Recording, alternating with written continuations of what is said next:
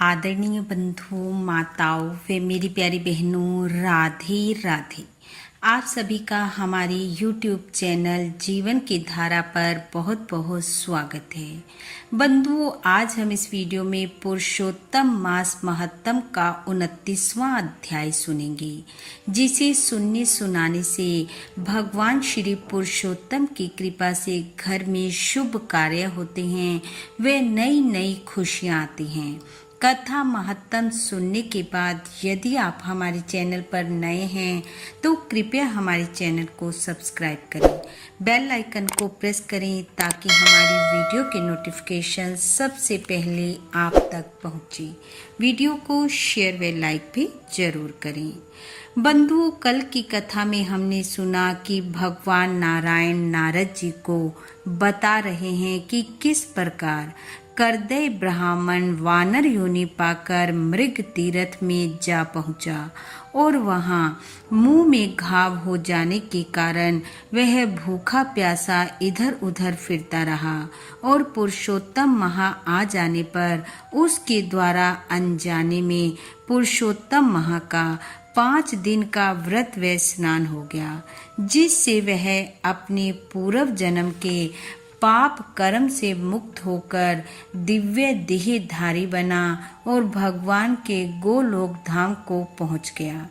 उसके बाद भगवान नारायण जी ने नारद जी को एक गृहस्थ द्वारा किए जाने वाले सुंदर कर्तव्यों के बारे में बताया। भगवान ने कहा, गृहस्थ मनुष्य के ये कर्म मैंने संसार की भलाई के लिए कहे हैं। बंधुओं, यहाँ तक की कथा हमने कल के अध्याय में सुनी। आइए अब सुनते हैं आगे की कथा। नारद जी बोले, हे प्रभु, आपने मुझे एक गृहस्थ के कर्तव्यों के बारे में बताया। आपने पतिव्रता स्त्री की प्रशंसा की, अतः अब मैं आपके मुख से पतिव्रता व सती स्त्री के लक्षण सुनना चाहता हूँ। कृपा कर सुनाइए। नारद जी की बात सुनकर भगवान बोले, सुनिए नारद जी, आपको पतिव्रता के लक्षण बताता हूँ। पति चाहे रोगी हो, क्रोधी हो, गूंगा अंधा बहरा हो, निर्धन चाहे कंजूस ही क्यों ना हो, साध्वी स्त्री उसे देवता मानकर शरीर मन वाणी द्वारा निर्विरोध होकर उसकी सेवा करे। बाल युवा तथा वृद्ध अवस्था में स्त्री कभी स्वतंत्र होकर गृह कार्य न करे। काम क्रोध लोभ एवं अहंकार त्याग कर स्त्री पति सेवा करे।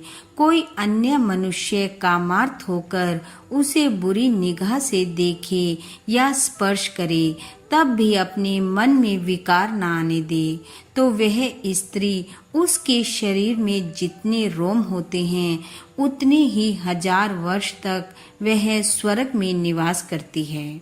अन्य पुरुष के रूप धन गुण आदि पर भी जो स्त्री मोहित ना होकर अपना धर्म नहीं त्यागती है वह स्त्री साधु लक्षणों वाली होती है।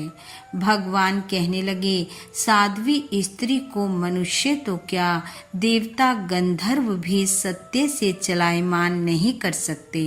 सती स्त्री पति के भोजन उपरांत भोजन करे, दुख में दुखी प्रसन्नता में प्रसन्नता का अनुभव करे, उसके विदेश जाने पर श्रृंगार न करे, पति के सोने के बाद सोवे, उसके जागने से पहले शैया त्याग कर दे, सास ससुर आदि बड़ों की सेवा करे, वह स्त्री सदैव पूजनीय होती है।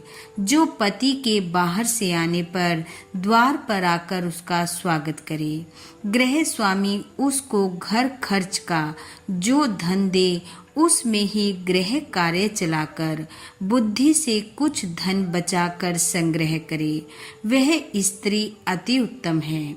किंतु पति जो दान के लिए धन दे उसमें से कुछ न बचावे, पति आज्ञा बिना अपने संबंधियों के घर ना जावे, ना उन्हें कोई वस्तु दे, पतिव्रता स्त्री दूसरों से ना बोले, संतोष करे, अत्यंत हंसना, क्रोध करना, रूठ जाना आदि का सती स्त्री स्वर्दा त्याग करे, अपना श्रृंगार तेल लगाना उबटन मंजन आदि पति की प्रसन्नता के लिए करे। जब स्त्री रजस्वला हो उस समय गृह कार्य ना करे, किसी को स्पर्श ना करे और स्नान आदि करके जब पवित्र होवे तब पहले सूर्य देव के दर्शन करे और पंचामृत पीवे। भगवान कहने लगे, गर्भवती हो जाने पर स्त्री को नियम से रहना चाहिए। वस्त्र आभूषण पहनकर अपने पति को प्रसन्न करे, सदा प्रसन्न चित्त रहे, धर्म कार्य करे और शुद्ध पवित्र रहे तथा गर्भ की रक्षा करे। ऐसी सती स्त्री श्रेष्ठ पुत्र लाभ को प्राप्त करती है। पति की बात आदर से सुने, उसकी बात को ना काटे, पति से लड़ाई झगड़े की बात ना करे, दुखी होने पर भी ऊंची आवाज में ना रोए, पति को कोसे नहीं, भाई बहनों के घर जाने के लिए भी पति से आज्ञा ले, विदेश जाते हुए पति को टोके नहीं, उसके पीछे सास के निकट सोए और दिन भर पति का ध्यान चित्त में रखे। विदेश में रहने वाले पति की स्त्री अत्यंत श्रृंगार ना करे, सादा जीवन बिताए, पर पुरुष से हंसी मजाक ना करे। पति के खाने से बचा हुआ आहार महाप्रसाद के रूप में ग्रहण कर धन्य हो। कहीं अकेली न जाए, निवस्त्र होकर स्नान न करे और पति से द्वेष करने वाली स्त्री से कभी मित्रता न करे। ऊखल मूसल चौखट पत्थर चरखा बुहारी आदि पर पतिव्रता स्त्री कभी न बैठे। तीर्थ स्नान करने के लिए तीर्थ में ना जा सके तो अपने पति के चरणों को धोकर चरणामृत पान करे।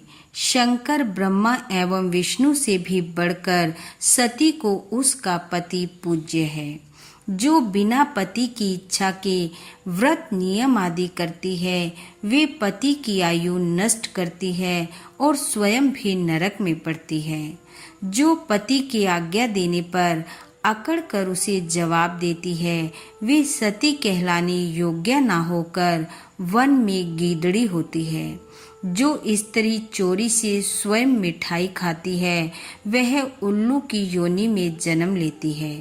पतिव्रता के लिए देवता, गुरु, धर्म, तीर्थ एवं व्रत आदि सब कुछ उसका पति ही है।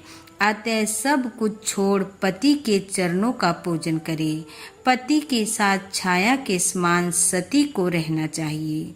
जिस प्रकार सर्प को पकड़ने वाला अपनी मंत्र शक्ति से बिल में भी सर्प को पकड़ लेता है, उसी प्रकार यमराज के हाथों स्त्री का पतन हो जाने से पति एवं पिता दोनों अगर स्वर्ग में भी हों तो निश्चय ही उनका भी पतन हो जाता है। भगवान कहने लगे, विधवा स्त्री को कभी भी वेणी नहीं गूंथनी चाहिए, इससे उसके मृतक पति का बंधन होता है।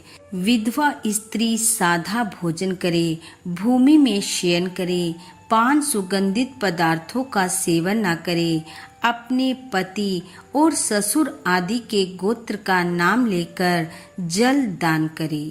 विधवा स्त्री भी यदि नियम अनुसार चलती है तो वह पतिव्रता ही कहलाती है। इस प्रकार नारद जी को पतिव्रता व सती स्त्री के लक्षण बताकर भगवान मौन हो गए। इति श्री वृत्त नारदीय पुरुषोत्तम मास महत्तम 29वां अध्याय समापत। बोलो विष्णु भगवान की जय, बोलो पुरुषोत्तम भगवान की जय। बंधु, भगवान श्री हरि की कृपा आप व आपके परिवार पर सदैव बनी रहे। आपका घर आंगन खुशियों से महकता रहे। इन्हीं शुभकामनाओं के साथ आप सबका बहुत बहुत धन्यवाद। राधे राधे।